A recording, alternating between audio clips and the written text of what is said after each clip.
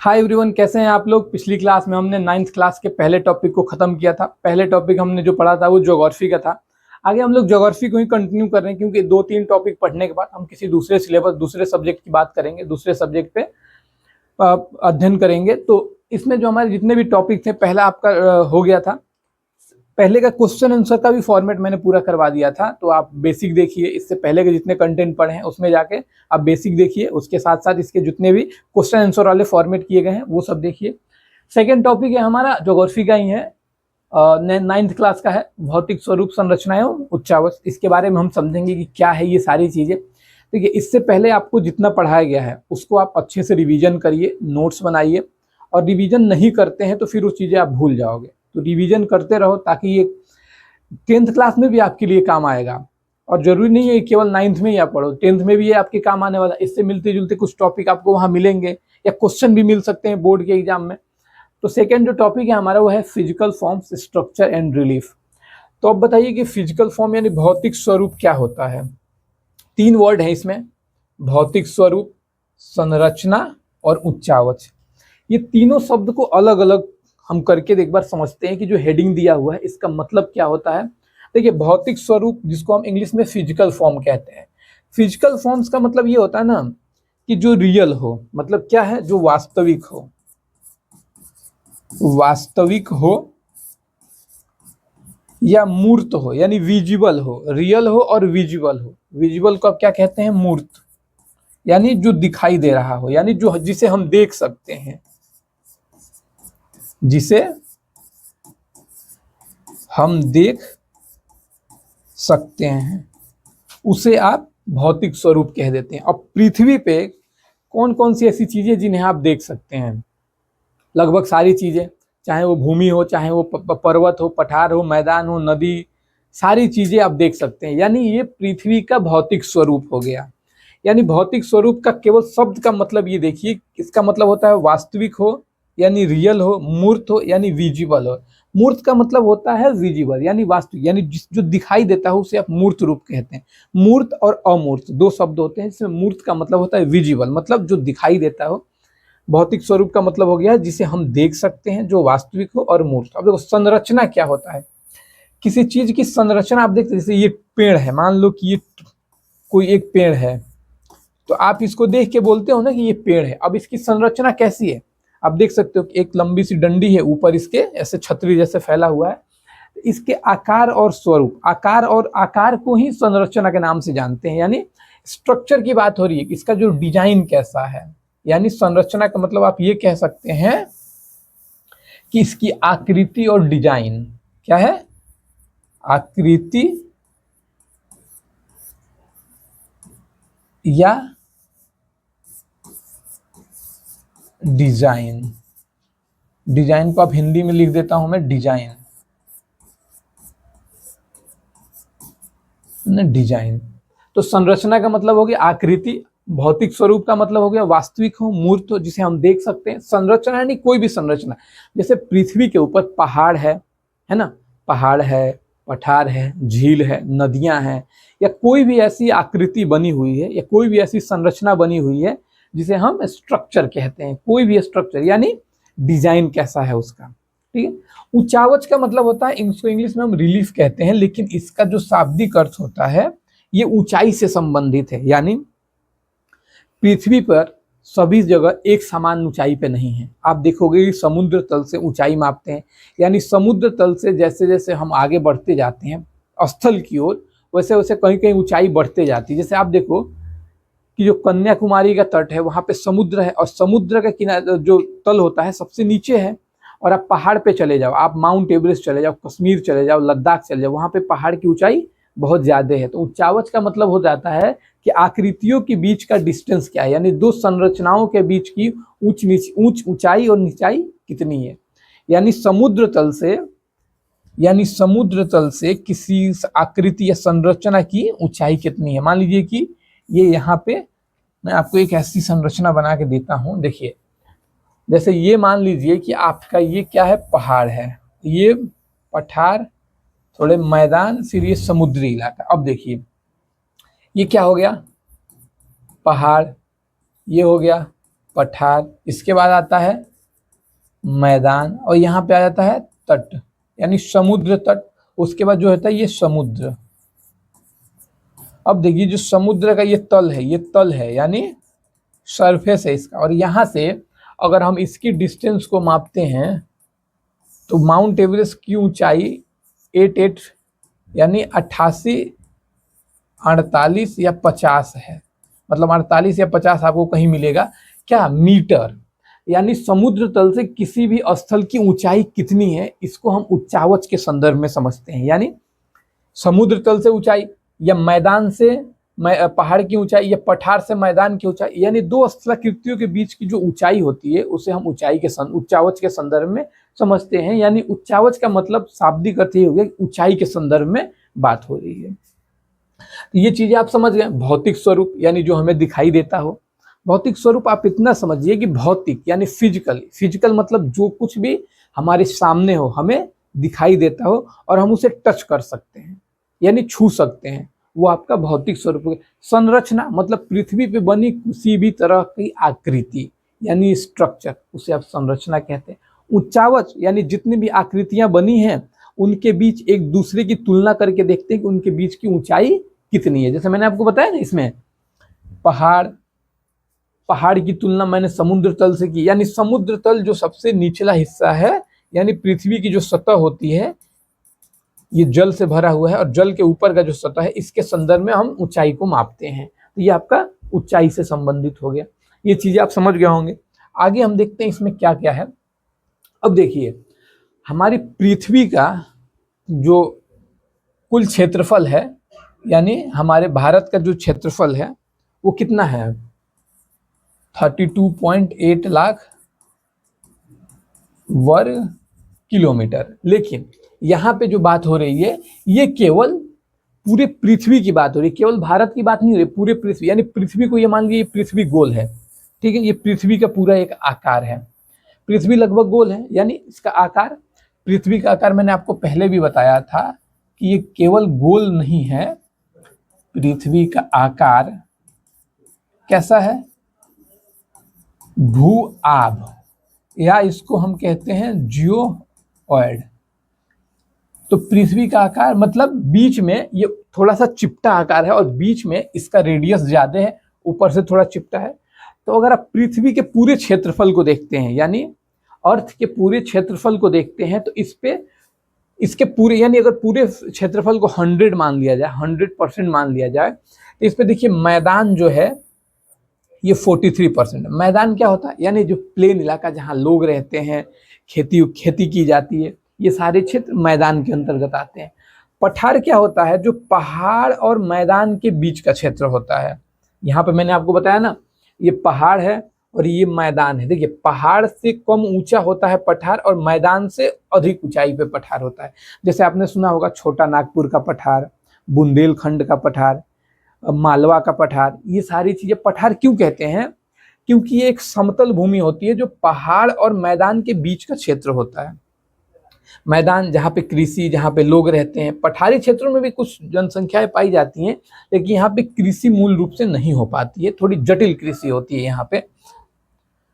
तो आगे इसमें देखिए पूरे पृथ्वी को हमने 100 मान लिया था, तो 43% पृथ्वी के 43% एरिया पे मैदान है, 27% एरिया पे पठार है, और जो पर्वत, जो माउंटेन है, आपने सुना होगा ना पहाड़, जिन क्षेत्रों में पहाड़ी, जहाँ पे पहाड़ पाए जाते हैं, जैसे उत्तराखंड, हिमाचल, लद्दाख, आप कश्मीर, कुछ ऐसे क्षेत्रों में चले जाओ तो वहाँ पे पहाड़ आपको दिखाई देंगे। तो जो पर्वत है ना ये 30% एरिया को कवर करता है।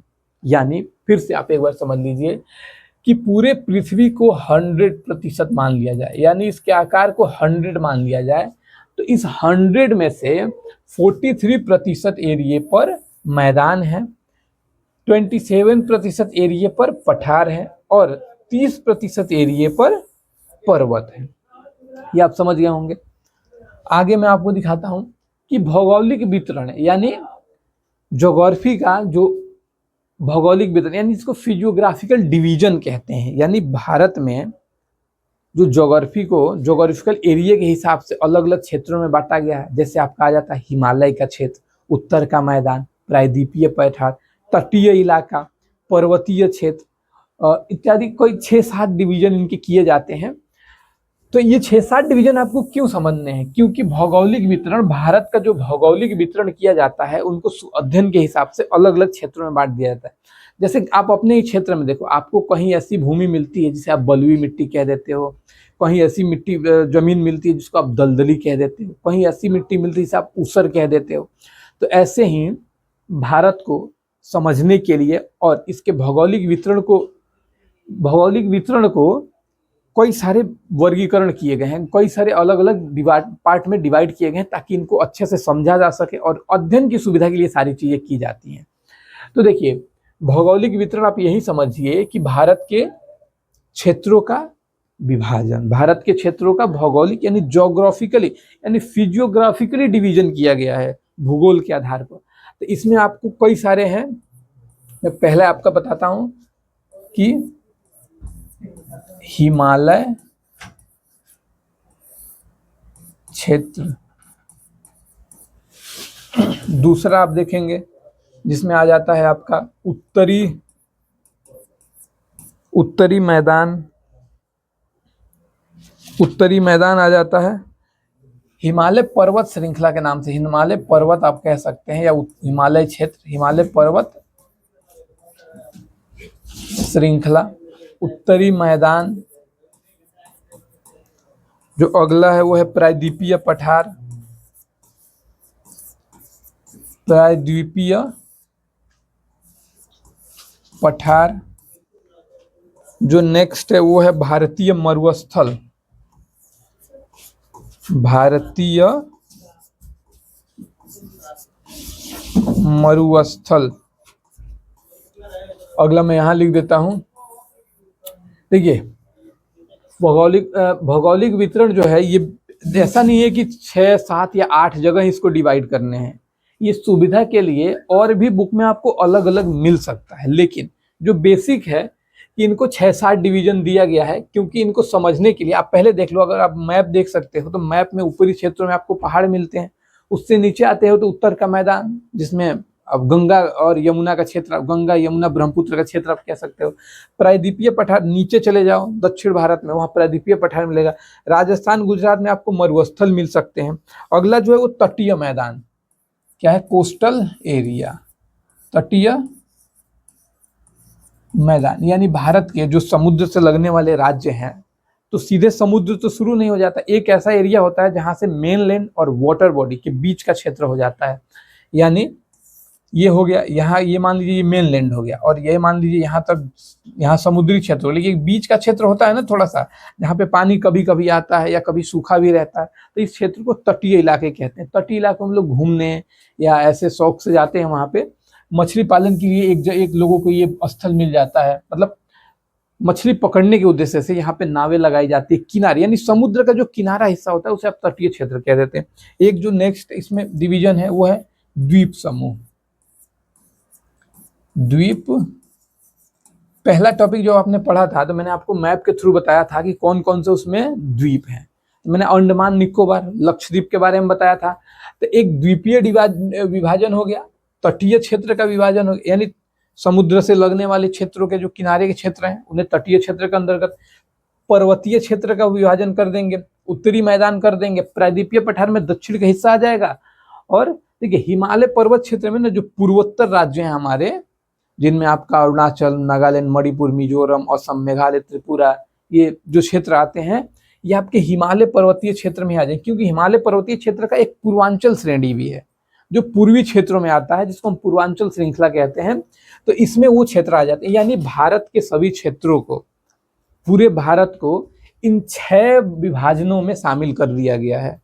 आप स्पष्ट शब्द में ये समझो कि भारत का जो पूरा जितना एरिया है उनको इन 6 डिवीजन यानी 6 विभाजन उसको किए गए हैं, और इन 6 विभाजन में पूरे भारत को शामिल किया गया है, जिसमें आपका मरुस्थल कवर हो जा रहा है, प्रायद्वीपीय क्षेत्र हो जा रहा है, उत्तरी मैदान हो जा रहा है, हिमालय पर्वत श्रृंखला, तटीय मैदान और द्वीप सब। अब एक एक करके हम लोगों को इसके बारे में जानना है, समझना है।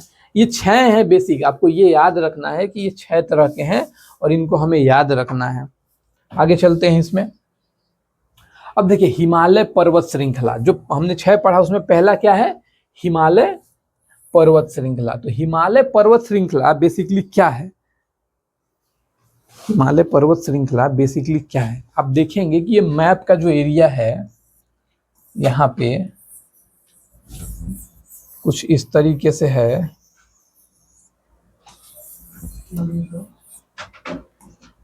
इधर के एरिया आप छोड़ दो। यहाँ पे जो पर्वतीय क्षेत्र पाए जाते हैं यहाँ से ऐसे, ये आपका हिमालय क्षेत्र। हिमालय का नाम आपने सुना होगा कि एक बड़ी पर्वत श्रृंखला है। हिमालय के कई सारे अलग अलग अब डिवीजन होते हैं।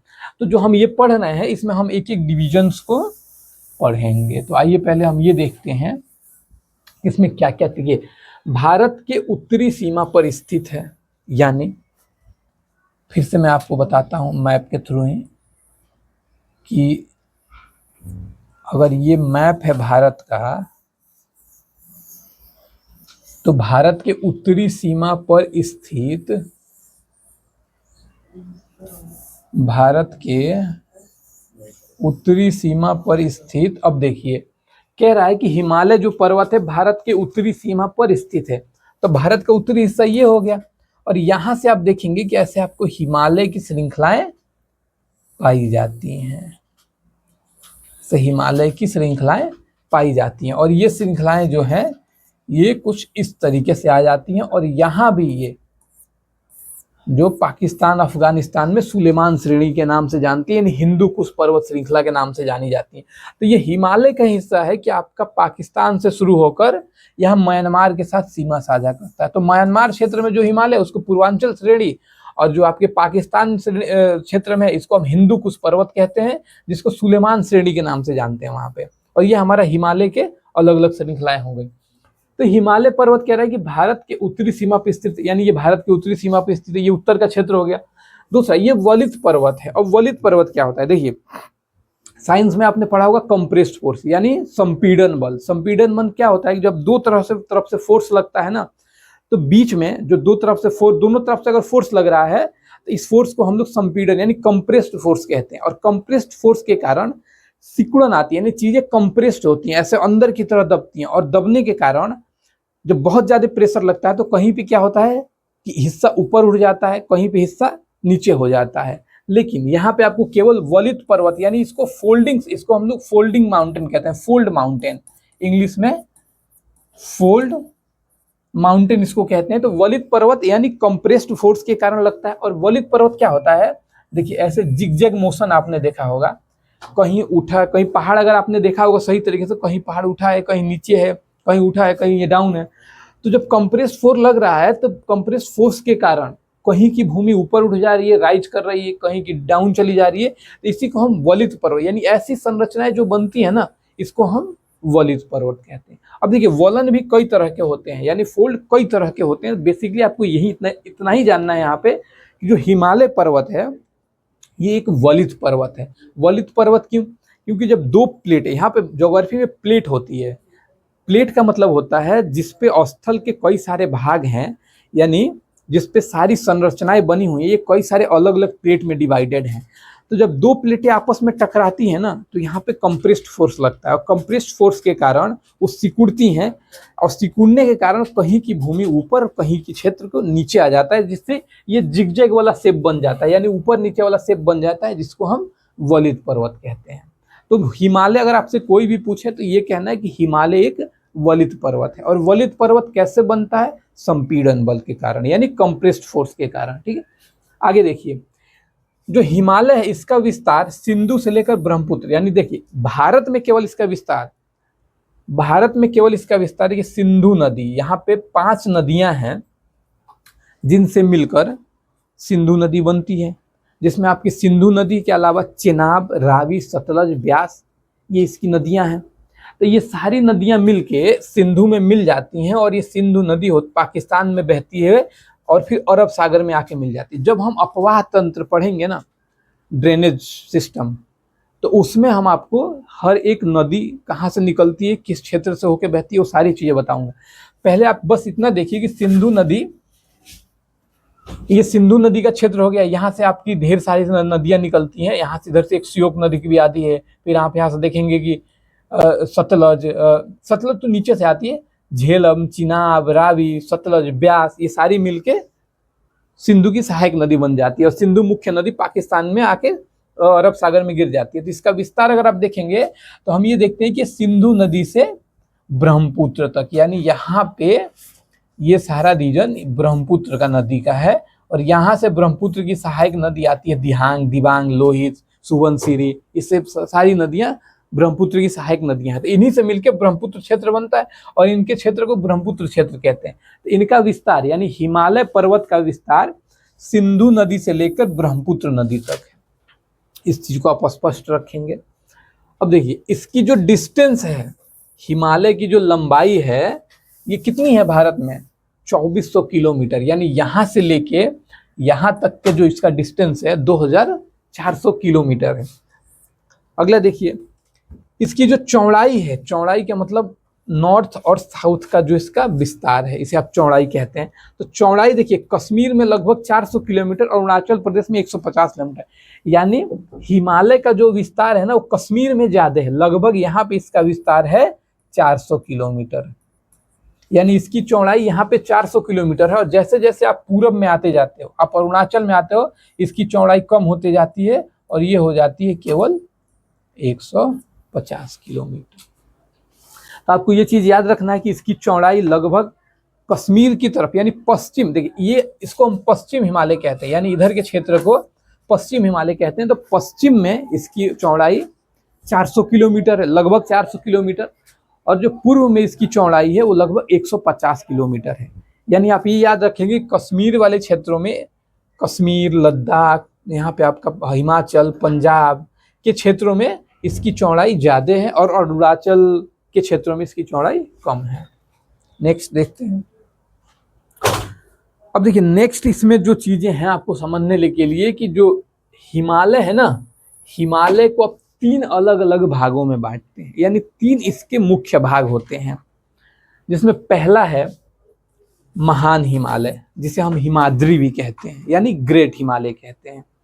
यानी जो हिमालय रीजन है, हिमालय श्रृंखला है, उसके 3 महत्वपूर्ण अलग अलग भाग हैं, जिसमें पहला है महान हिमालय, जिसे हिमाद्री भी कहते हैं और इसे ग्रेट हिमालय भी कहते हैं। क्या?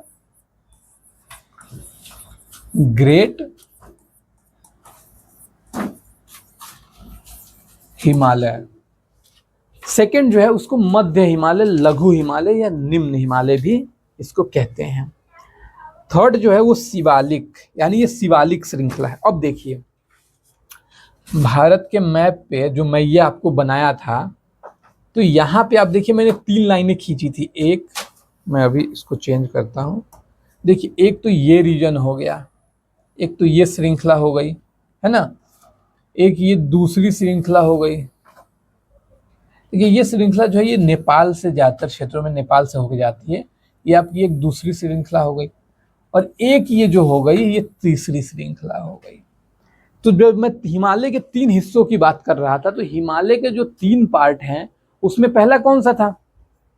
इसमें पहला है महान हिमालय यानी ग्रेट हिमालय, दूसरा कौन सा है? मध्य हिमालय यानी मिड हिमालय, तीसरा कौन सा है? शिवालिक श्रेणी यानी शिवालिक श्रृंखला। तो अब आप देखिए कि जो सबसे ऊपरी हिस्सा है हिमालय का, इसी को हम ग्रेट हिमालय या महान हिमालय कहते हैं। उसके बाद जो बीच वाला हिस्सा है इसको हम मध्य हिमालय, लघु हिमालय या निम्न हिमालय कहते हैं, और जो तीसरा हिस्सा है इसको हम शिवालिक श्रेणी कहते हैं। यानी उत्तर से दक्षिण की तरफ आप आएंगे तो सबसे पहले आपको मिलेगा नॉर्थ हिमालय, सबसे पहले आपको मिलेगा ग्रेट हिमालय यानी महान हिमालय, उसके बाद आपको मिलेगा लघु हिमालय, उसके बाद आपको मिलेगा शिवालिक हिमालय। तो अब इसके बारे में एक एक पॉइंट को समझते हैं कि महान हिमालय में क्या है, मध्य हिमालय में क्या जानना है, शिवालिक श्रृंखला में हमें क्या जानना है।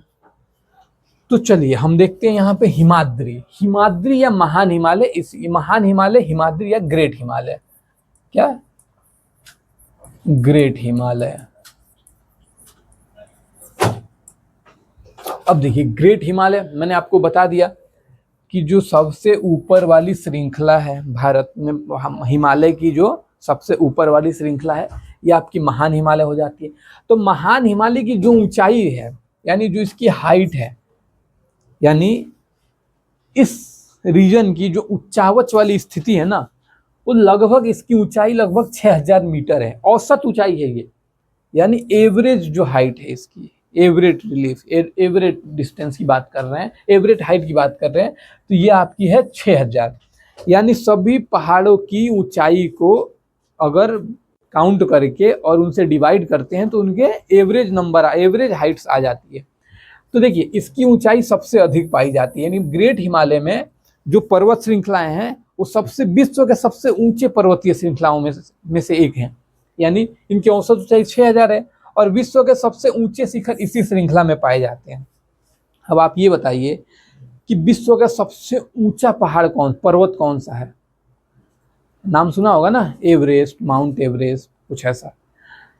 तो देखिए जो माउंट एवरेस्ट है, मैंने आपसे कहा कि जो ग्रेट हिमालय है इसका नाम ही ग्रेट है, यानी सबसे ऊंची श्रृंखला इसी में पाई जाएंगी, यानी सबसे ऊंचे पहाड़ महान हिमालय में ही पाए जाएंगे। और इस महान हिमालय की जो औसत ऊंचाई है वो कितनी है? 6000 मीटर है। और यहाँ पे ये भी लिखा हुआ है कि विश्व के सबसे ऊंचे शिखर इसी श्रृंखला में पाए जाते हैं। तो अब आपको बताना है कि इसमें कौन कौन सी श्रृंखलाएं पाई जाती हैं, तो मैं वो भी आपके लिए लेके आया हूँ। देखिए महान हिमालय में बस आप ये जानिए कि हिमालय का सबसे उत्तरी हिस्सा है, इसकी औसत ऊंचाई 6000 मीटर है और विश्व के सबसे ऊंची श्रृंखलाएं यानी पर्वत श्रृंखलाएं इसी में पाई जाती हैं। अब इसमें कौन कौन सी पर्वत श्रृंखलाएं पाई जाती हैं, कौन कौन सी माउंटेन रीजन पाए जाते हैं, इसमें आपको ये देखना है। तो देखिए मैं एक यहाँ चार्ट लेके आया हूँ कि महान हिमालय की प्रमुख पर्वत चोटियां। तो महान हिमालय की सबसे प्रमुख पर्वत चोटियां कौन सी है वो आपको यहाँ पे मिल जाएगा। तो आपको मैंने बताया कि माउंट एवरेस्ट आपने नाम सुना होगा, तो महान हिमालय में ही ये सारे पर्वत स्थित है। और भी सारे हैं लेकिन ढेर सारे हैं, 20 मतलब नाम तो बहुत सारे हैं, जितने हमें पढ़ने हैं 8-10 जानने हैं जो आपकी बुक में भी दिया हुआ, इससे ज़्यादा मैं आपको बताऊंगा तो फिर आपको कोई मतलब नहीं है। तो आप ये जानो कि इसमें इतनी इस ज़्यादा श्रृंखला है, लेकिन बस इतना लेके आया हूँ ताकि इतना आप जान सको। सबसे ऊंची जो श्रृंखला है महान हिमालय की वो है माउंट एवरेस्ट, यानी माउंट एवरेस्ट ही विश्व की सबसे ऊंची पर्वत चोटी है, यानी माउंटेन पीक है। तो माउंट एवरेस्ट, कोई आपसे पूछे कि विश्व की सबसे ऊंचा पर्वत कौन सा है, पर्वत चोटी कौन सी है, वो कौन सी होगी? Mount Everest. और माउंट एवरेस्ट हिमालय कहाँ पाया जाता है? तो सबसे पहली बात हिमालय में। हिमालय की किस भाग में पाया जाता है? यानी ग्रेट हिमालय, यानी महान हिमालय में पाया जाता है। और आपको ये भी याद रखना है कि माउंट एवरेस्ट किस देश में पाया जाता है, कहाँ पे स्थित है ये माउंट एवरेस्ट? तो माउंट एवरेस्ट है नेपाल में। और इसकी ऊंचाई कितनी है, हाइट कितनी है? 8848 मीटर। अब देखिए सेकंड जो है कंचनजंगा या कंचनजंगा, इसको दो नामों से जानते हैं, कंचनजंगा भी कहते हैं या कंचनजंगा भी कहते हैं। तो देखिए ये भारत में स्थित है और ये कहाँ पे है? सॉरी, ये भारत में स्थित और इसका हाइट कितनी है इसकी? 8598 मीटर। अब देखिए जो कंचनजंगा है ना, देखिए ये माउंट एवरेस्ट जो है ये विश्व की सबसे ऊंची लिख देता हूं मैं कि विश्व की सबसे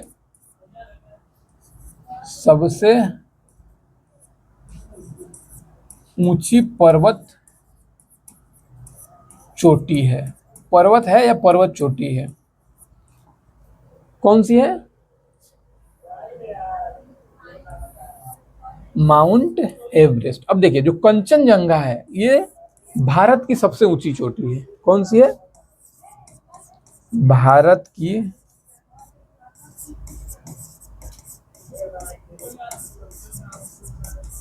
सबसे ऊंची चोटी। तो दो चीजें आप याद रखना कि माउंट एवरेस्ट विश्व की सबसे ऊंची चोटी है, कहाँ पाई जाती है? नेपाल में। और कंचनजंगा भारत की सबसे ऊंची चोटी है और भारत में पाई जाती है। इसकी डिस्टेंस कितना है? इतना है। अब नेक्स्ट है जो मकालू पर्वत, मकालू पिक कहाँ पे है? नेपाल में। धौलागिरी कहाँ पे है? ये भी नेपाल में है। नंगा पर्वत जो है ये भारत में है, यानी नंगा पर्वत भारत में स्थित है। अन्नपूर्णा कहाँ पे है? नेपाल में है। नंदा देवी भारत में है। कामेत भारत में ही है। नामचा बरवा है, ये भारत में अरुणाचल प्रदेश में पाया जाता है। गुरुला मंदाता ये नेपाल में। अब देखिए ये जितने भी पर्वत हैं, जितनी भी पर्वत चोटियां या पीक हैं, ये सब महान हिमालय में है, यानी ग्रेट हिमालय में है। तो जो ग्रेट हिमालय में है, इसलिए मैं आपको बताया कि सबसे ऊंची श्रृंखला है, ये जितनी भी ऊंची श्रृंखला है सब आपको ग्रेट हिमालय यानी महान हिमालय में पाई जाती है। तो इसमें से 4-5 आपको याद रहना चाहिए। ये हो सकता हो कि आपके 10th बोर्ड में है तो 9th का, लेकिन यहाँ से आपके 10th बोर्ड में क्वेश्चन सीधे सीधे आ सकते हैं। ये पूछ लेगा कि विश्व की सबसे ऊंची चोटी कौन सी है, ऊंचा पर्वत कौन सा है, माउंट एवरेस्ट है। ये कहाँ पे स्थित है, नेपाल में। भारत का पूछ लेगा कि भारत की सबसे ऊंची चोटी कौन सी है, तो कंचनजंगा, ये भारत में स्थित है। तो इस तरीके से आपको याद रखना है, केवल 9th के हिसाब से नहीं, 10th के भी हिसाब से, क्योंकि यहाँ से प्रश्न आने हैं। आप बोर्ड का पेपर देखोगे तो बोर्ड के पेपर में आप बोर्ड के पेपर को एक बार एनालिसिस करो, उसको देखो, समझो कि भाई क्वेश्चन कहाँ से आ रहे हैं। तो अब आपको अगर थोड़ी बहुत समझ होगी तो आपको यही समझ में आएगा कि 9th क्लास की ज्योग्राफी से अब most of the question objective वाले आ रहे हैं। तो भाई 9th को हल्के में नहीं लेना है, और हल्के में लोगे तो फिर 10th में पैर ऊपर कर लोगे, हाथ ऊपर कर लोगे, तो वो काम नहीं करना है। यानी 9th को हल्का में बिल्कुल नहीं लेना है। और मैं बोल रहा हूँ कि जो बच्चा 9th वाले कंटेंट को, 9th की क्लास को अच्छे से पढ़ रहा है ना, 10th क्लास में उसके लिए मुसीबतें कम हो जाएंगी, मतलब खत्म तो नहीं होंगी लेकिन कम हो जाएंगी बाकी लोगों की अपेक्षा। तो ये रहा, आपको ये माउंटेन याद रखना है। क्वेश्चन इससे आएंगे, सीधे साधे क्वेश्चन आते हैं। अब नेक्स्ट देखते हैं, मध्य हिमालय, लघु हिमालय या निम्न हिमालय। अब देखिए ये जो आपने पर्वत देखा था ग्रेट हिमालय, कुछ इस तरीके से था। ये क्या था, महान हिमालय। महान हिमालय। तो उसके बाद की जो श्रृंखला है ये है लघु हिमालय। लघु हिमालय, या इसी को आप मध्य हिमालय या निम्न हिमालय भी कह सकते हो। तो देखिए सबसे ऊंची श्रृंखला कौन सी हो गई, हिमाद्री या महान हिमालय की। उसके बाद आ जाता है लघु हिमालय। तो लघु हिमालय की जो औसत ऊंचाई है कितनी है, 3700 मीटर से 4500 मीटर के बीच है। जबकि महान हिमालय की कितनी थी, 6000 मीटर थी। यानी सबसे अधिक एवरेज हाइट यानी औसत ऊंचाई महान हिमालय की थी, और उसी में सबसे ऊंची श्रृंखलाएं भी पाई जाती हैं। और लघु हिमालय की देखिए या मध्य हिमालय की औसत ऊंचाई कितनी है, 3700 मीटर से 4500 मीटर के बीच है। इनकी औसत चौड़ाई कितनी है, 50 किलोमीटर है।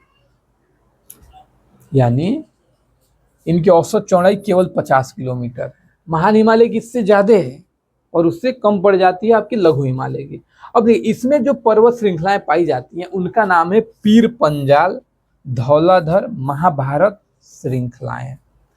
यानी जो इस लघु हिमालय में जो पर्वत चोटियां पाई जाती हैं उनमें से एक है और पीर पंजाल, धौलाधर भी है और महाभारत श्रेणियां हैं, ये सब यहाँ पे पाई जाती हैं। अब देखिए यहाँ पे अच्छा घाटी क्या होती है। आप सबसे पहले ये सोच रहे होगे मैं घाटी बता दूं तो घाटी क्या होती है। आप देखोगे कुछ इस तरीके का पहाड़ है ना, यानी ये पहाड़ का क्षेत्र हो गया। अब आप देखोगे कि दोनों तरफ से पहाड़ उठा हुआ है और बीच में एक ऐसा जगह खाली है जो एकदम निचले हिस्से में है और थोड़ा सा ये समतल होता है, मतलब यहाँ ये थोड़ा सा समतल होता है। तो दो पहाड़ी क्षेत्रों के बीच में स्थित एक क्षेत्र जहाँ पे भूमि थोड़ी समतल होती है उसे आप घाटी कह देते हो। यानी सीधी शब्दों में जानना हो तो दो पहाड़ी क्षेत्रों के बीच स्थित क्षेत्र को आप घाटी कह देते हो। यानी दोनों तरफ से पहाड़ हो और बीच में जो क्षेत्र होगा उसे आप घाटी कह दोगे, यानी वैली कह दोगे। तो ये हो गया। अब देखिए अब यहाँ पे कश्मीर घाटी, जो कश्मीर घाटी है ये महान हिमालय और लघु हिमालय के बीच में स्थित है। यानी जो ये लघु हिमालय वाली पर्वत श्रृंखलाएं हैं और जो ये महान हिमालय वाली पर्वत श्रृंखला है इनके बीच के क्षेत्र में यहाँ पे आपको कश्मीर घाटी पाई जाती है। यानी कश्मीर का जो क्षेत्र है वो घाटी में स्थित है, इसको कश्मीर घाटी कहते हैं। हिमाचल के कांगड़ा एवं कुल्लू की घाटी। अब जब आप हिमाचल प्रदेश में आओगे तो यहाँ पे कांगड़ा एवं कुल्लू की घाटी है। लोग इन जगहों पे घूमने भी जाते हैं, ये ऐसे जगह हैं तो घाटियों में घूमने का मतलब अच्छा एक दृश्य होता है। तो ये आपका हो गया कांगड़ा घाटी। कहाँ पे है, महान हिमालय और लघु हिमालय के मध्य। कश्मीर हिमालय, महान हिमालय, लघु हिमालय के मध्य। यानी इस श्रृंखलाएं में आपको जो घाटियां पाई जाती हैं वो कौन कौन सी हैं? कश्मीर घाटी, हिमाचल के कांगड़ा एवं कुल्लू की घाटी स्थित है। अब देखिए नेक्स्ट, शिवालिक, जो हिमालय के 3 पार्ट मैंने आपको बताया था, महान हिमालय, लघु हिमालय या मध्य हिमालय और ये शिवालिक। तो शिवालिक के बारे में आप इतना जानिए कि इसकी जो औसत ऊंचाई है कितनी है? 900 से 1100 मीटर। अब आपने देखा कि जो महान हिमालय था वो कितना था? 6000 मीटर था। उसके बाद जो लघु हिमालय था वो कितना था? 3700 से 4500 मीटर था। और जो शिवालिक है इसकी कितनी औसत ऊंचाई है? 900 से 1100 मीटर। तो अब आप देखिए नॉर्थ यानी उत्तर से दक्षिण के एरिया में आने पर ऊंचाई में कमी आ रही है, क्योंकि सबसे ऊंचे हिमालय महान हिमालय में, सबसे ऊंचे पर्वत श्रृंखला महान हिमालय में पाई जाती हैं। उससे कम ऊंचाई का है मध्य हिमालय और सबसे कम ऊंचाई का है शिवालिक। शिवालिक को नवीन श्रृंखला भी कहते हैं। ये नए पर्वत श्रृंखलाएं हैं। क्या है? नवीन पर्वत श्रृंखलाएं। नवीन पर्वत श्रृंखलाएं यानी हिमालय के जो पर्वत है उसमें सबसे नया डेवलपमेंट, सबसे नया विकास जिसका हुआ है वो है शिवालिक का। तो शिवालिक में यहाँ पे आपको 2-3 चीजें जाननी है। एक तो है कि ऊंचाई वाला जान लो, और इसकी औसत चौड़ाई कितनी है? 10 से 50 किलोमीटर। और देखिए इस शिवालिक के क्षेत्रों में यानी लघु हिमालय आप यहाँ है और उसके बाद आपका शिवालिक का क्षेत्र आ जाता है।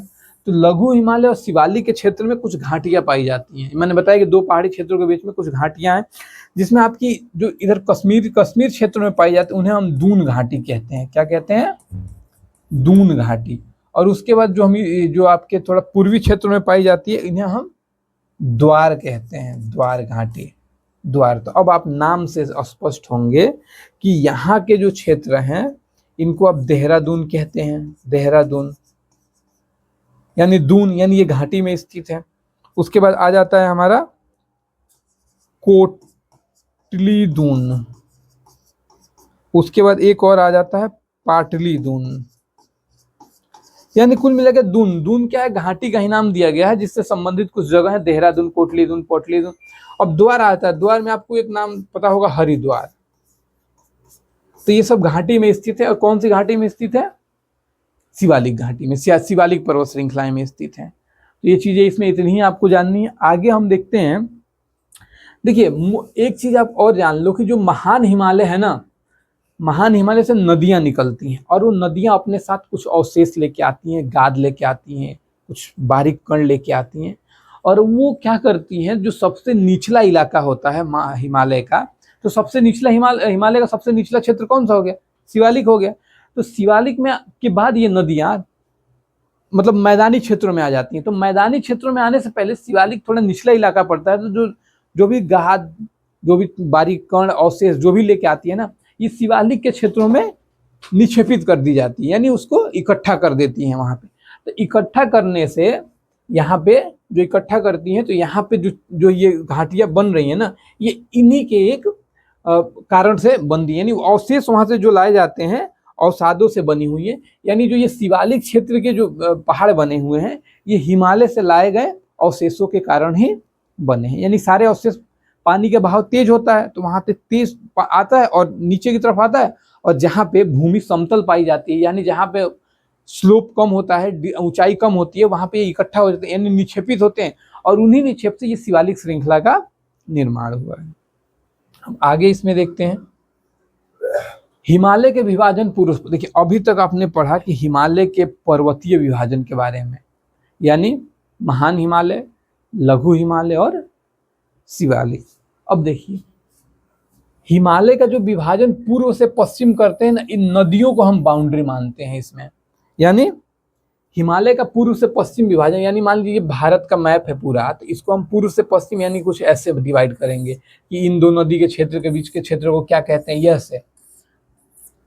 यानी भारत का जो हिमालयी क्षेत्र है इससे संबंधित जो राज्य हैं, इन राज्यों का विभाजन हम पूर्व से पश्चिम की ओर करते हैं। तो पूर्व से पश्चिम की ओर करने का एक दूसरा तरीका होता है। ये तो आपका उत्तर दक्षिण विभाजन था, लेकिन इसी में अगर हम पूर्व से पश्चिम विस्तार करें तो पूरे आप मैप को कुछ इस तरीके से आप देख लो। मैं यहाँ बना देता हूँ मैप। ये मैप के हिसाब से ये ऊपर वाला ही हिस्सा देखना, नीचे वाला हिस्सा बस नहीं काम का है उतना। चलो मान लो ये इस तरीके से है, फिर से बना देता हूँ यार, ये ठीक नहीं है। मैप बन रहा है, क्या बन रहा है, मैं बोलोगे कि मास्टर को मैप भी बनाने नहीं आ रहा है। छोटा सा बनाते हैं,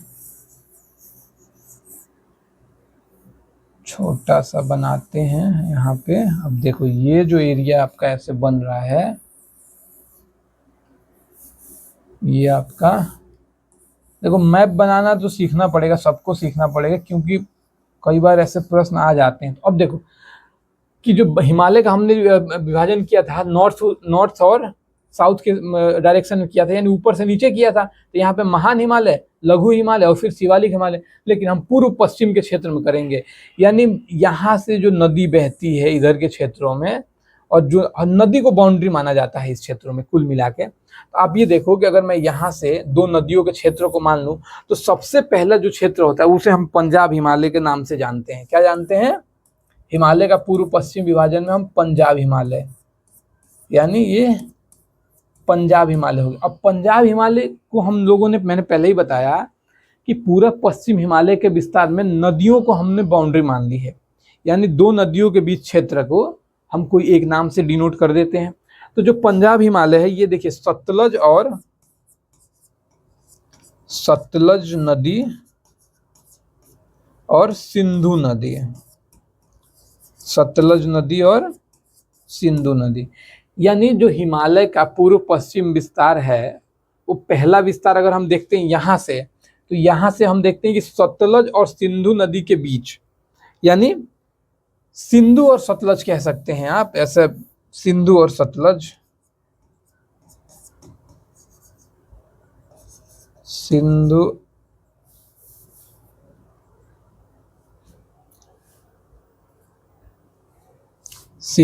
और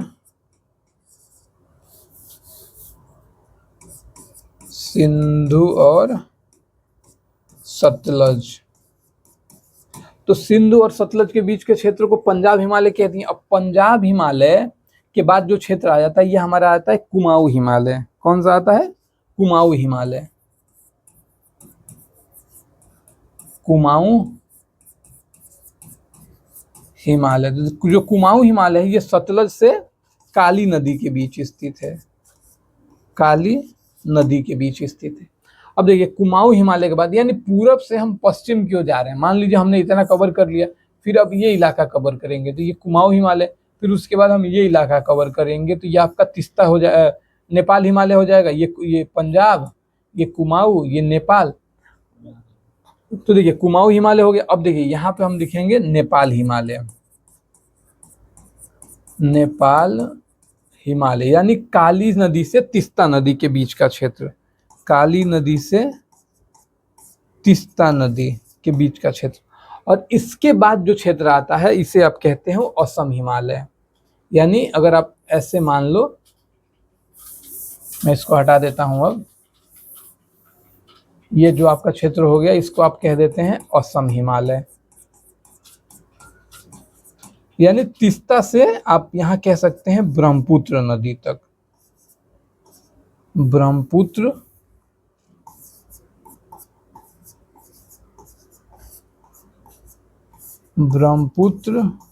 नदी, यानी पूर्व से पश्चिम विस्तार। आप देखिए, मतलब यहाँ से जो इलाका पाकिस्तान से जो बॉर्डर लग रहा था, यहाँ से लेके और अरुणाचल प्रदेश के इस क्षेत्र को, हिमालय के क्षेत्र को, पूर्व पश्चिम विस्तार में पंजाब हिमालय, कुमाऊं हिमालय, नेपाल हिमालय और असम हिमालय के नाम से जानते हैं।